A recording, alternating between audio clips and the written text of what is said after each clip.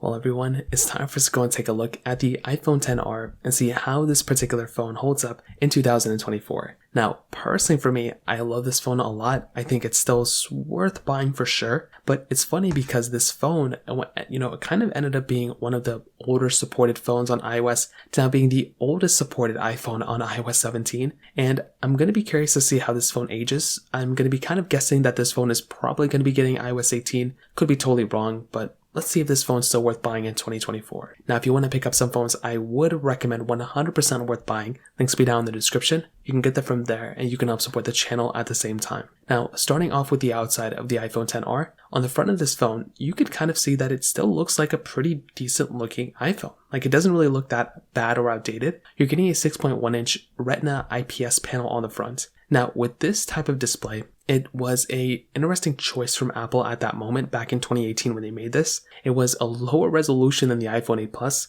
and it definitely wasn't like the best looking panel of all time. Like, I feel like Apple, even at that moment, could have done a little bit of a better job. But I will tell you, for the most part, it's aged kind of okay. It's aged better than I thought it was going to be. It's still not that good of a panel, but this is probably one of the biggest gripes of this phone. And if you can get over the panel, then it's probably still like a decent price to really budget phone that I would recommend, checking out. But like I said, probably for the vast majority of people, you probably would be better off buying something like an iPhone 12 or something, or at least like an iPhone XS that has an OLED display. The difference between IPS and OLED is massive, and especially now in iOS 17 with dark mode and everything like that, you might as well switch over to an OLED iPhone. But if you're okay with IPS, then by all means go for it. You're still getting Face ID, you're still getting a little bit of bezel around this display for the most part, but it's a very good looking phone, and I'm like a big fan of the way this particular phone looks, even though it still has an IPS panel and a notch and all that. On the bottom, Lightning, and on the back, you're getting that standard glass back with, it looks good. It still feels like a pretty good, expensive phone for the most part. Single camera setup on the top left corner, which like I said before, looks and feels pretty decent. You're getting wireless charging,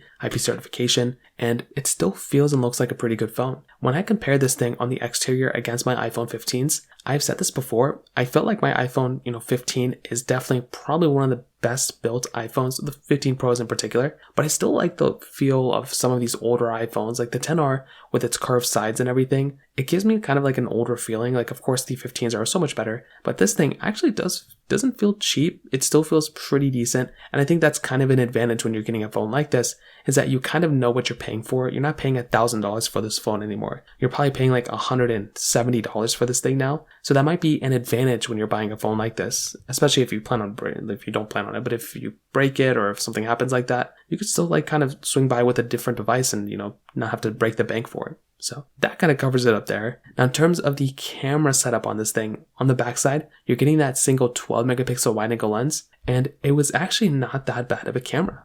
For what it was at the time, it's not a terrible camera. I did so many battery comparisons or so many camera comparisons when this thing first came out, and those things, people are still watching those videos from 2018.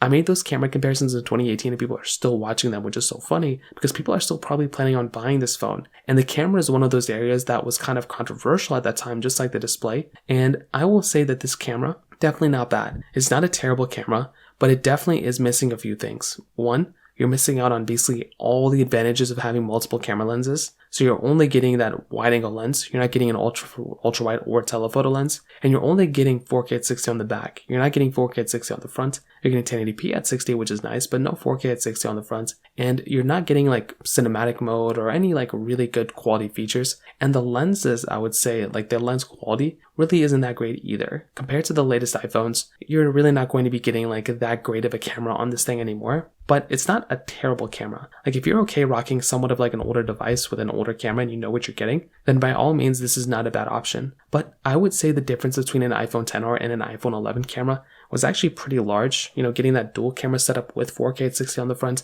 could be kind of a big advantage for people if you're wanting that type of setup. So that's kind of one other thing to keep in mind there too. Not the biggest deal in the world, but just one of those small things to keep in mind. So personally for me, I would probably say that if you're wanting another device, maybe upgrading to an iPhone 11 from an iPhone XR might be the better option for you. So just kind of keep that in mind there. But in terms of the camera, that's kind of how I feel about it. Now, another thing going on for these particular devices is with its software longevity. The iPhone XR, iPhone XS, and XS Max are the oldest supported iPhones on iOS 17 right now. So like I said, it's very interesting because these phones weren't the oldest last year. now going into this year, they are the oldest one supported. So this kind of puts these iPhones in a little bit of a different spot, because I don't want to recommend a phone to people if it's already going to be outdated when you buy it, but I could probably say that for the remainder of this year, from January 2nd when I'm posting this video, all the way up until December 31st, this phone is probably still worth buying, even if it does not get iOS 18. The reason for that is because for a vast majority of people, you're probably not even going to upgrade your iPhone or update your iPhone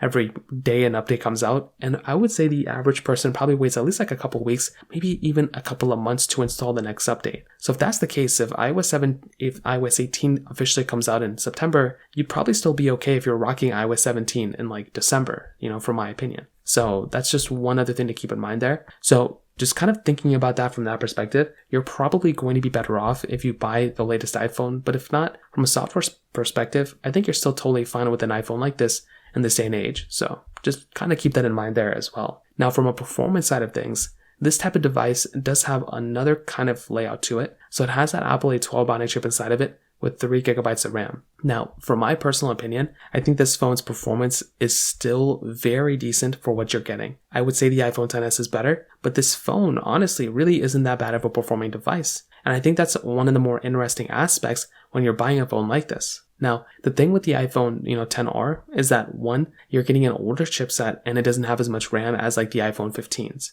Other than that, you're still getting like a decent performing phone. Whenever I compare this thing against the iPhone 15s or other iPhones like that, I'm still shocked by how decent of a job this phone does. Like, it's actually insane. Now, like I said, the newest iPhones are much, much better, but this one still really isn't that bad whenever I'm playing like, basic games or doing basic applications or like basic app opening tests. This thing definitely kind of does show its age sometimes with those app opening tests, but it's not terrible. Like, I still think it's like totally okay. However, if you are, kind of taking it up a notch, and if you are wanting to go and, play some heavy intensive games like Call of Duty Mobile, PUBG, or, Genshin Impact on high graphic settings, this phone will kind of be able to play it, but it's not going to be the best experience. And on top of that, the other thing is that it's kind of going to be kind of like either a glitchy experience sometimes, or it's going to overheat the phone. And that's one thing I've seen the most with some of these older iPhones, is that they do kind of overheat a lot faster than you would probably expect. So that's just the way iOS software works. It's just like as the iPhones get older and older, they just kind of get a little bit more glitchier and glitchier, and that's just kind of what happens. Again, it's not like the biggest deal in the world,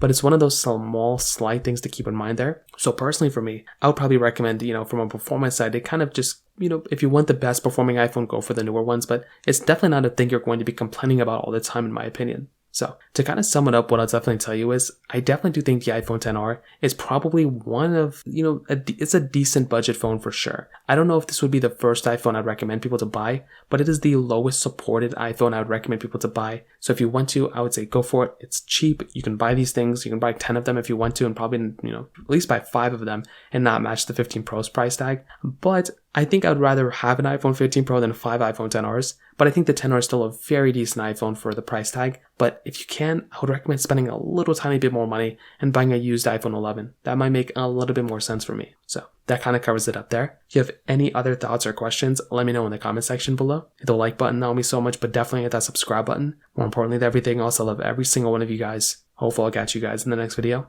Peace out till then.